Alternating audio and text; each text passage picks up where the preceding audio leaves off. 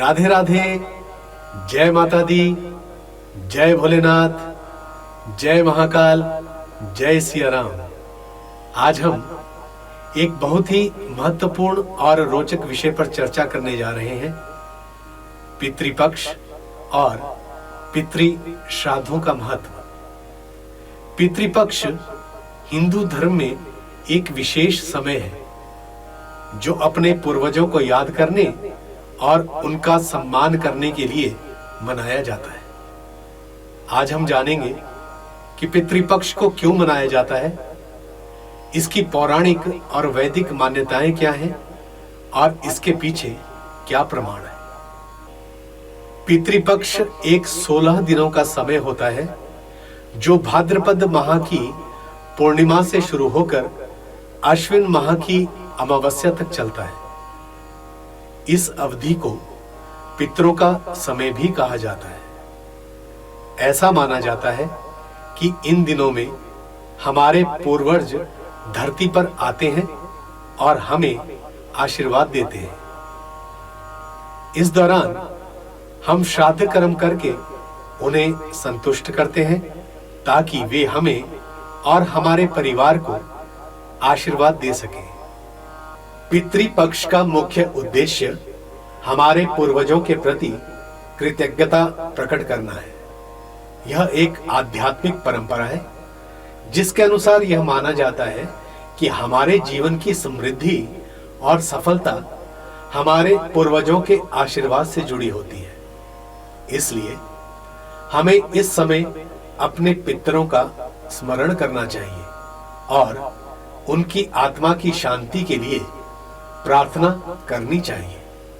श्राद्ध एक संस्कार है जिसे पितृपक्ष के दौरान किया जाता है। यह एक ऐसा कर्म है जिसमें तर्पण, पिंडदान और ब्राह्मण भोज शामिल होता है। श्राद्ध का शाब्दिक अर्थ होता है श्रद्धा से किया गया कार्य, जिसका मुख्य उद्देश्य हमारे पूर्वजों की आत्मा की शांति के लिए श्रद्धापूर्वक कुछ कार्य करना है। श्राद्ध कर्म करने का महत्व इसलिए भी है क्योंकि यह एक तरह से हमारे पूर्वजों के ऋण को चुकाने का तरीका है। इसे पितृ ऋण भी कहा जाता है। हिंदू धर्म में माना जाता है कि हर व्यक्ति पर 3 तरह के ऋण होते हैं: देव ऋण, ऋषि ऋण और पितृ ऋण। श्राद्ध कर्म करके हम पितृ ऋण से मुक्ति पा सकते हैं और अपने पितरों का आशीर्वाद प्राप्त कर सकते हैं। पितृपक्ष और श्राद्ध से संबंधित कई पौराणिक और वैदिक मान्यताएं हैं। महाभारत के अनुशासन पर्व में श्राद्ध कर्म का विशेष वर्णन है। इसमें बताया गया है कि श्राद्ध करने से व्यक्ति के पूर्वज संतुष्ट होते हैं और उन्हें मोक्ष की प्राप्ति होती है। महाभारत के अनुसार भगवान श्री कृष्ण ने युधिष्ठिर को श्राद्ध कर्म की महत्ता के बारे में बताया था। विष्णु पुराण में भी पितृपक्ष और श्राद्ध की विस्तृत व्याख्या है।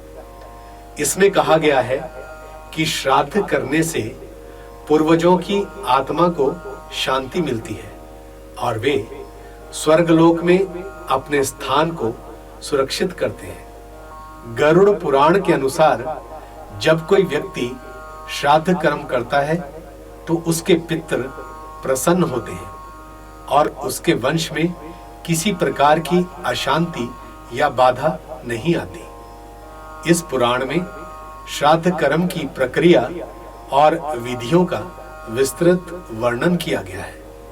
वैदिक ग्रंथों में तर्पण और पिंडदान का विशेष महत्व बताया गया है।